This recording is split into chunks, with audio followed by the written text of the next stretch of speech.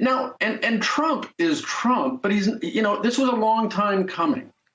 The evil geniuses, the economic libertarians of the right, the rational people who really run the Republican Party and have, certainly for the last 20, 25 years, have allowed in all kinds of exciting falsehoods into their mainstream.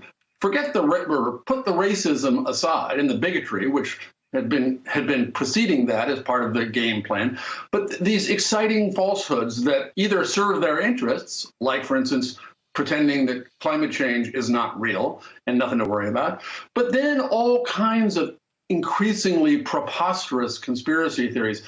Yes, we have QAnon the last few years, and yes, that was part of what drove last Wednesday, but that kind of nonsense has really entered the mainstream of the right for more than a generation now. So Donald Trump is a horrible symptom of this long-term game as a way, as you suggest, to get people other than the rich and Milton Friedmanites to join up. But it didn't happen overnight.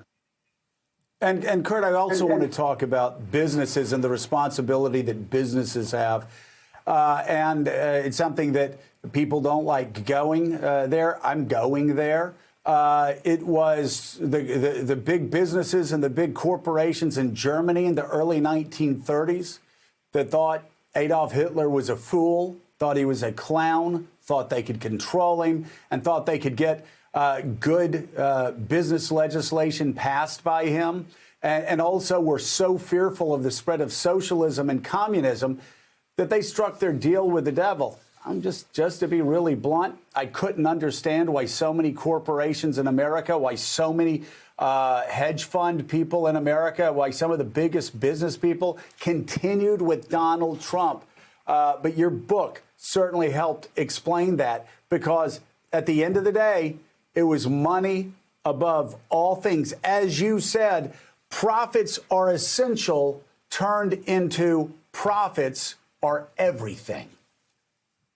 Well, exactly. And that preceded the conspiracy theory madness. It's preceded Donald Trump. It really was at this certain point when Milton Friedmanism became this extreme article of faith for the Republican Party, and including that all regulation was bad. Taxes should effectively be eliminated, and that's really all we care about. And on and on and on, government and discrediting government. That has been part of the game plan, certainly since the 70s and through the 80s. What was last Wednesday but the right's anti-government feeling whipped up into this hideous, violent, anarchic apotheosis? That's what you get. And as you say, big business, and there's plenty of blame to go around, as you know. I blame Democrats a little bit, but big business and rich people and people who just want their power and their wealth to be fortified and increased at the expense of everything else. It's this nihilism that really pervaded the basic Faustian bargain that the right has made for now 40, going on 50 years. Yeah, and it's not just the biggest businesses, Maura. It's an awful lot of my friends. It's a lot of business people I talk to every day. I am surrounded by Trump supporters who continue to support Donald Trump, even after he called for the arrest of Joe Biden 2 weeks out, even after he refused to guarantee a peaceful transition. And if you really push them, at the end of the day, it was like, well, taxes are low. My family's doing well, business is well. I'm afraid. They would say he doesn't mean it. Yeah, he doesn't mean it. And those socialists and the Democrats, blah, blah, blah. That's been the justification. So I want to democratize this blame and take it far beyond the CEOs of multinational corporations, because there's 75 million Americans who share in this blame.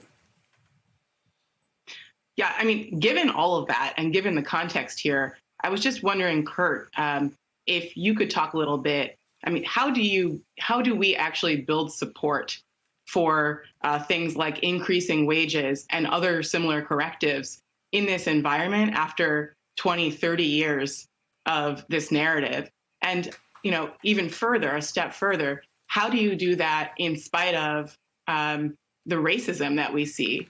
And how do you build support for correctives to address racial inequalities and inequities in economic realities that may not be answered by a simple wage increase across the board?